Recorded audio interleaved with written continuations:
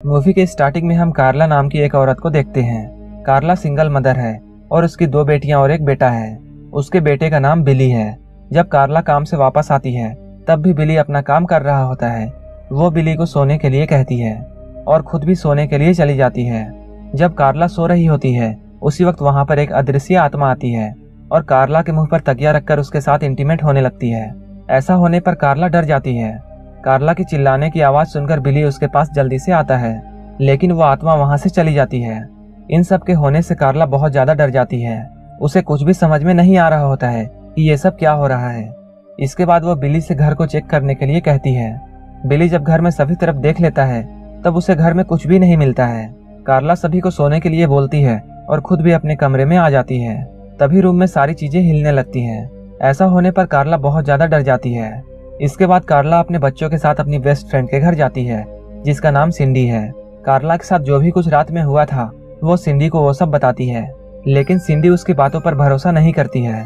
वो कार्ला से कहती है तुम्हें साइकाइट्रिस्ट की जरूरत है। कार्ला अपने बच्चों को लेकर अपने घर वापस आ जाती है।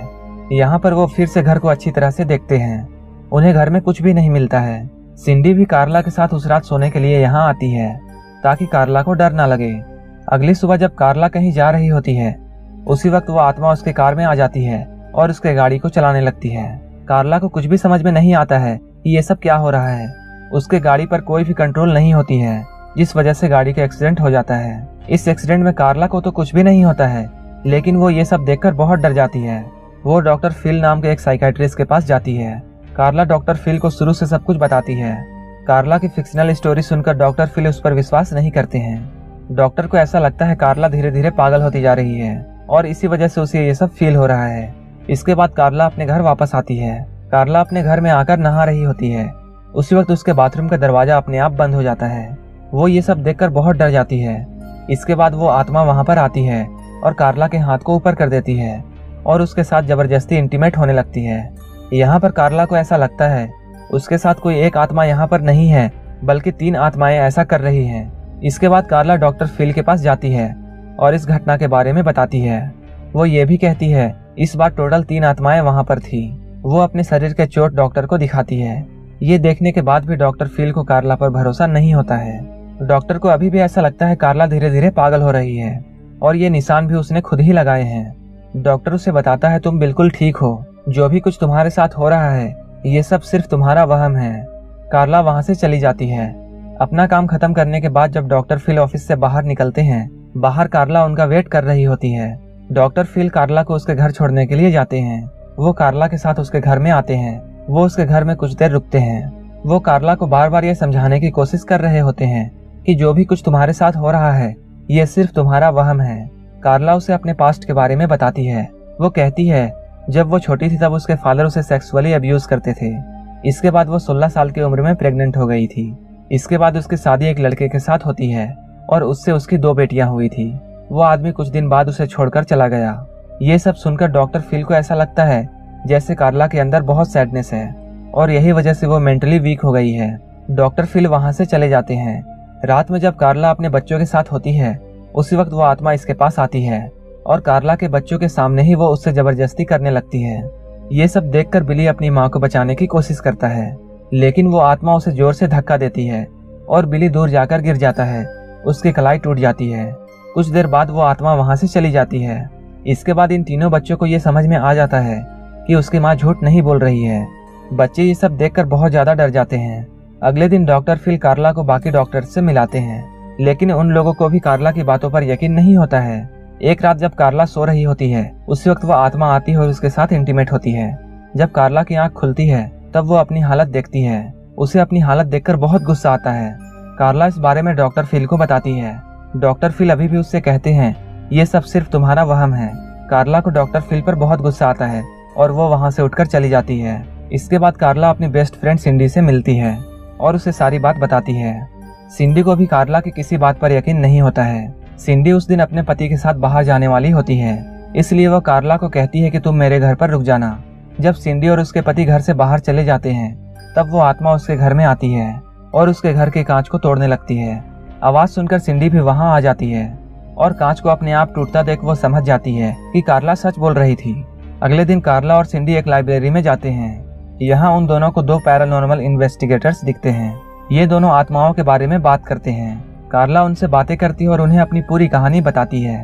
वो दोनों कार्ला की मदद करने के लिए वहाँ आ जाते हैं।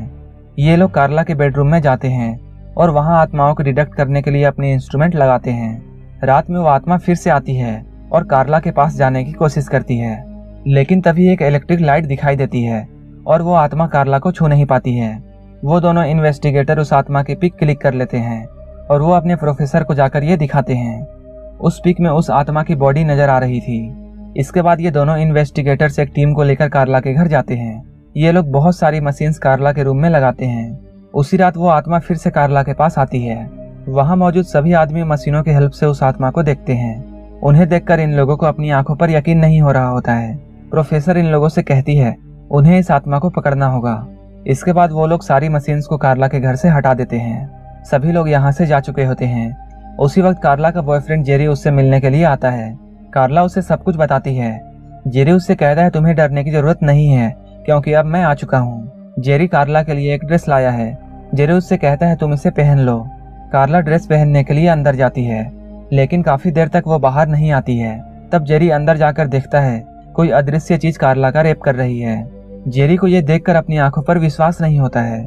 जेरी कार्ला की मदद करने के लिए जाता है, लेकिन वो आत्मा उसे पीछे धक्का दे देती है। इसके बाद बिली वहाँ आ जाता है और उसकी माँ को हॉस्पिटल लेकर जाता है। जेरी डॉक्टर फिल को इन सारी बातों को बताता है। डॉक्टर फिल को सारी बात बताने के बाद जेरी वहाँ से चला जाता है। प्रोफेसर कार्ला के पास आती है और वो कार्ला की हालत देखती है। इसके बाद वो अपने इन्वेस्टिगेटर्स के साथ उस आत्मा को पकड़ने में लग जाती है।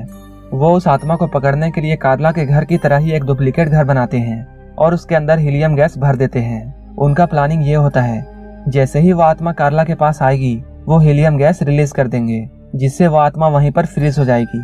डॉक्टर फिल को जब इन सब के बारे में पता चलता है वो इस काम को रोकने की कोशिश करता है, लेकिन वो पैरानॉर्मल इन्वेस्टिगेटर्स डॉक्टर फिल को मना लेते हैं और वो कहते हैं तुम हमारे साथ रहो। कार्ला उस डुप्लीकेट घर के अंदर जाती है। उसी वक्त वो आत्मा वहां आती है, लेकिन उन आत्माओं को उनके प्लान के बारे में पता होता है। उसी वक्त आत्माएं हीलियम गैस से कार्ला पर ही अटैक कर देती है, लेकिन इसी दौरान एक हीलियम गैस का सिलेंडर ब्लास्ट हो जाता है और एक आत्मा वहीं पर कैद हो जाती है। जब सभी लोग उस आत्मा को कैद हुए देखते हैं तो सभी लोग हैरान हो जाते हैं। डॉक्टर फिल भी उस आत्मा को देखकर बहुत हैरान थे। ये देखकर डॉक्टर फिल को रियलाइज होता है कि कार्ला उससे सच कह रही थी।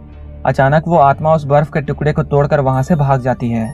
इसके बाद हमें मूवी के लास्ट सीन में कार्ला को दिखाया जाता है, जो कि अपने इस घर को छोड़ने का प्लान बनाती है और अपने इस घर को छोड़ देती है और कहीं और जाकर रहने लगती है, और यहीं पर यह मूवी खत्म हो जाती है।